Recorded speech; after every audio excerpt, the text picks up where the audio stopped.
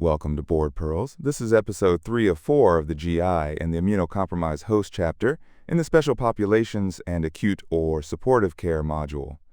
In this episode, we cover HIV-era GI disease and neutropenic enterocolitis, the CD4 stratified opportunistic infection differential, the ART-related GI effects and post-ART immune reconstitution syndrome, and typhlitis as the chemotherapy-related neutropenic enterocolitis, with conservative management for stable patients and surgery reserved for perforation, persistent hemorrhage, or clinical deterioration. The non-transplant immunocompromised GI host runs on two settings that look unrelated until you see what they share. Both ask you to identify the host state first, and then ask what differential that host state opens. In HIV, the host state is described by a number, the CD4 count. In chemotherapy-related neutropenia, the host state is described by another number, the absolute neutrophil count. The number tells you what can go wrong and therefore what to look for. Start with HIV. About 1.2 million people in the United States live with HIV, and effective antiretroviral therapy has made the classic AIDS-era GI infections uncommon. They have not disappeared. They reappear in newly diagnosed late presenters and in patients with poor adherence or treatment failure. The single most useful clinical anchor in HIV-GI is the CD4 count, because the count converts a long pathogen list into a tiered differential that drives workup. Above 500 cells per microliter, the differential is essentially the same as in an immunocompetent host. Between 200 and 500, oropharyngeal candidiasis emerges as the first opportunistic finding. Below 200, herpes simplex ulcers, esophageal candidiasis, and cystoacisora become probable. Below 100, cryptosporidium, microsporidia, and cytomegalovirus enter as the highest-risk organism tier. Below 50, disseminated cytomegalovirus and disseminated mycobacterium avium complex appear. The implication is that the pretest probability of every GI symptom changes with the CD4 stratum. A patient with chronic watery diarrhea and a CD4 of 400 is not the same problem as a patient with chronic watery diarrhea and a CD4 of 40. The first patient gets the routine chronic diarrhea workup. The second patient gets directed stool studies for cryptosporidium and microsporidia, blood cultures for mycobacterium avium complex, and an early plan for endoscopy with biopsies if studies are unrevealing. The pathogen-level diagnostic and treatment detail for those organisms lives in the GI infections chapter, because this chapter owns the host framework rather than the bug-by-bug regimen. 3 pre-antiretroviral era entities still appear in late presenters, and the boards keep testing them. The first is AIDS cholangiopathy.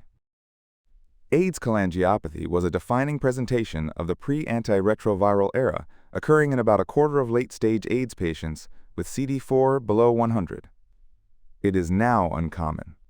The etiology, in approximate order of frequency, is Cryptosporidium parvum first, then Microsporidia, then cytomegalovirus, then Cyclospora. Patients present with right upper quadrant or epigastric pain plus diarrhea. Fever and jaundice are less common than in classical biliary obstruction, which is one of the recognition cues. ERCP shows 3 patterns. Sclerosing cholangitis with papillary stenosis is the most common. Sclerosing cholangitis alone and papillary stenosis alone make up the rest. Treatment is antiretroviral therapy as the dominant intervention, with ERCP sphincterotomy added for symptomatic papillary stenosis and pathogen-specific therapy directed at whichever organism the workup identifies. The reason sphincterotomy is the answer for the papillary stenosis pattern specifically, and not just antiretroviral therapy, is worth dwelling on. The stenosis is fixed scarring from prior cryptosporidial inflammation. The inflammation drove a structural narrowing, and once the narrowing is laid down, it does not reverse with immune reconstitution. Antiretroviral therapy clears the active infection, but cannot remodel scar. Only mechanical sphincter division restores drainage, which is why sphincterotomy is needed when the obstructive lesion is at the papilla. The second pre-antiretroviral era entity is Kaposi sarcoma. Kaposi sarcoma is driven by human herpes virus 8, also called Kaposi sarcoma-associated herpes virus, and presents in HIV patients with CD4 below 200. GI lesions appear as violaceous mucosal nodules anywhere in the tract, most often in the stomach and small bowel. Most lesions are asymptomatic. Bleeding can occur. The recognition step is the clinical appearance, not the biopsy. Pinch biopsy of a typical violaceous nodule is often non-diagnostic because the tumor is submucosal and the pinch samples mucosa above the lesion. The clinical appearance carries the diagnosis at endoscopy, and confirmation uses immunohistochemistry for the latency-associated nuclear antigen 1 of human herpes virus 8, called LANA1. Treatment is antiretroviral therapy as the dominant intervention. Lesions depend on HHV-8-driven angiogenic and proliferative signals, and immune reconstitution suppresses those signals by restoring cytotoxic T-cell control of HHV-8-infected cells.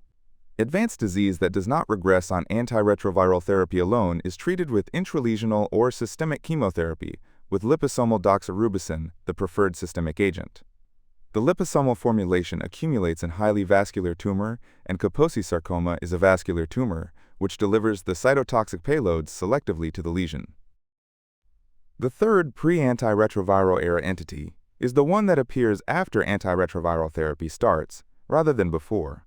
Immune reconstitution inflammatory syndrome, or IRIS, occurs within 2 to 12 weeks of starting antiretroviral therapy in patients with severe lymphopenia at start. Recovering immune surveillance unmasks or paradoxically worsens an occult or treated infection. The GI presentations include flares of treated Mycobacterium avium complex, cytomegalovirus colitis, hepatic tuberculosis, and Kaposi sarcoma. The clinical move at IRIS is the opposite of the instinct.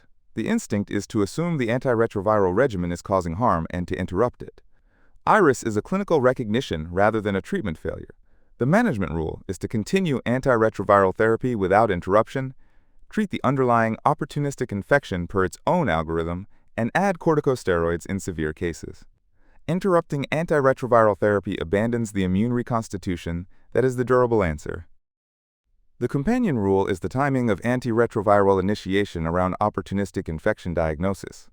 The general rule is to start antiretroviral therapy within 2 weeks of opportunistic infection diagnosis. Earlier initiation reduces mortality and aids progression in trials. The major exception is cryptococcal meningitis, where antiretroviral initiation is deliberately delayed by 4 to 6 weeks. The reason is IRIS-driven central nervous system mortality.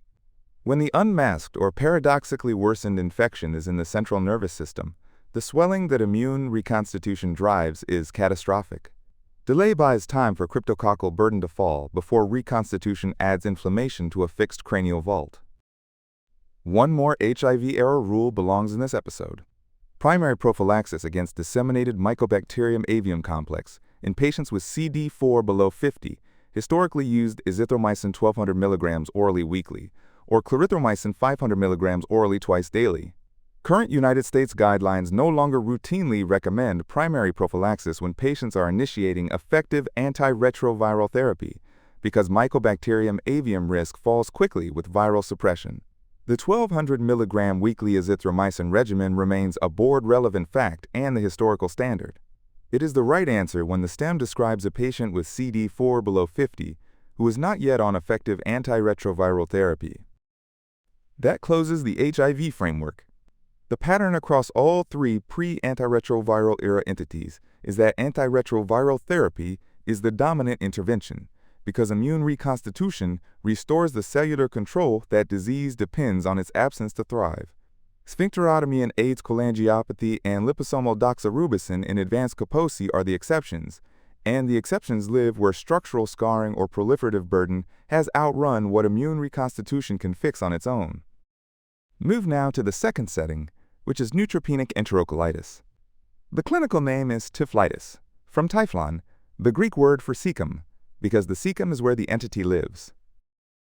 Typhlitis presents in patients with absolute neutrophil count below 500 cells per microliter, and especially below 100, receiving cytotoxic chemotherapy. The classic setting is acute leukemia induction. Cytarabine for acute myeloid leukemia and the intensive regimens for pediatric acute lymphoblastic leukemia are the canonical exposures. The pathogenesis combines mucosal injury from cytotoxic agents with bacterial or fungal translocation through compromised mucosa. The cecum is particularly vulnerable because it has limited blood supply. It distends easily, and it carries a high bacterial load. Those three features together explain why the cecum is the site, and they explain the name of the entity. The classic recognition triad is fever, neutropenia with absolute neutrophil count below 500, and right lower quadrant pain. Some patients present with right upper quadrant pain, nausea, vomiting, and diarrhea instead, sometimes bloody, depending on the extent of right colon and terminal ileum involvement. The triad is what triggers the diagnostic move. Computed tomography of the abdomen and pelvis with intravenous contrast is the imaging test. Findings are cecal and right colon wall thickening greater than 4 millimeters, mesenteric fat stranding, occasionally pneumatosis intestinalis, which is gas in the bowel wall, and free air signaling perforation. Pneumatosis suggests advanced ischemic injury and matters because it raises the threshold for surgical involvement.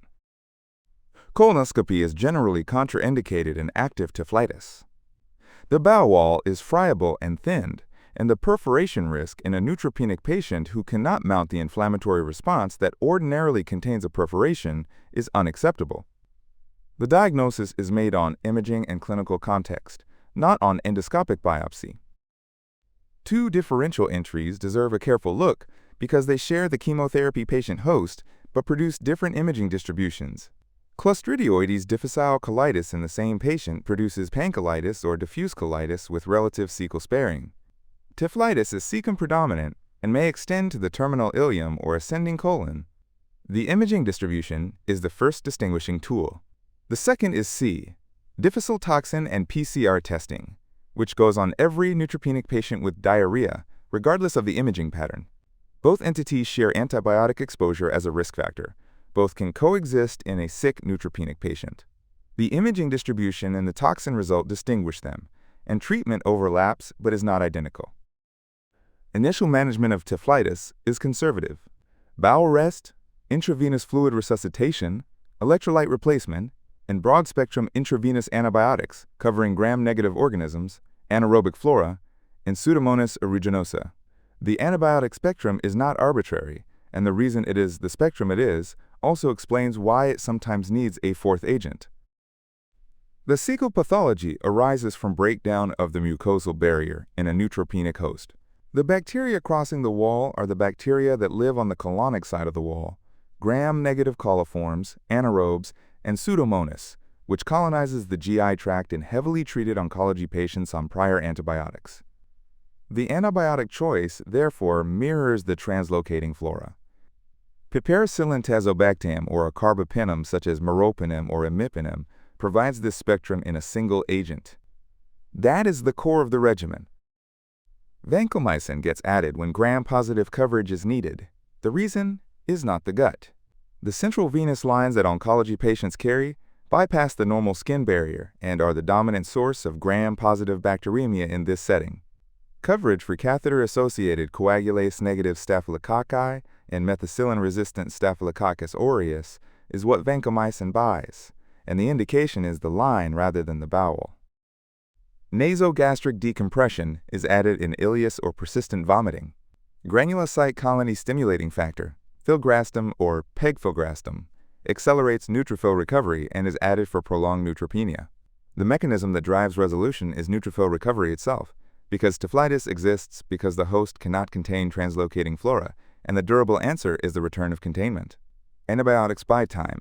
Neutrophil recovery closes the breach. Antimotility agents are avoided in active typhlitis. Slowing transit prolongs stagnation in a friable cecum and worsens distension in a wall that is already at risk of perforation. Empiric antifungal therapy is the fourth move and the most tested escalation point.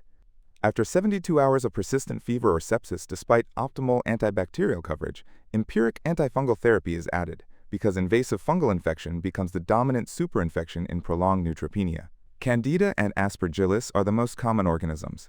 Echinocandins such as caspofungin or mycofungin or liposomal amphotericin B are the standard options. The 72-hour window is the trigger. Persistent fever in a neutropenic patient on optimal antibacterial coverage is fungal until proven otherwise. That covers the conservative side of the algorithm. The next decision is when non-operative management ends and surgery begins, and this is where the episode lands. Surgery is reserved for a short list of indications. Perforation. Refractory hemorrhage, despite reversal of coagulopathy and thrombocytopenia. Full-thickness necrosis. Persistent sepsis despite optimal medical therapy. Intra-abdominal abscess that fails percutaneous drainage. The right hemicolectomy with ileostomy is the typical operation. The threshold for surgery is high for a reason. Neutropenia raises operative risk substantially.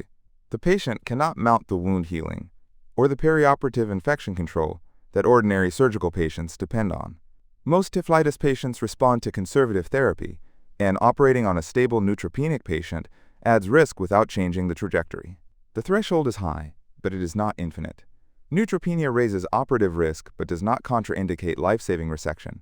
When the indication is perforation or uncontrolled hemorrhage, the operation is the only path forward, and the operative risk is accepted because the alternative is certain death from peritonitis or exsanguination. The recognition cues that move a typhlitis patient from conservative to surgical management are worth holding in mind.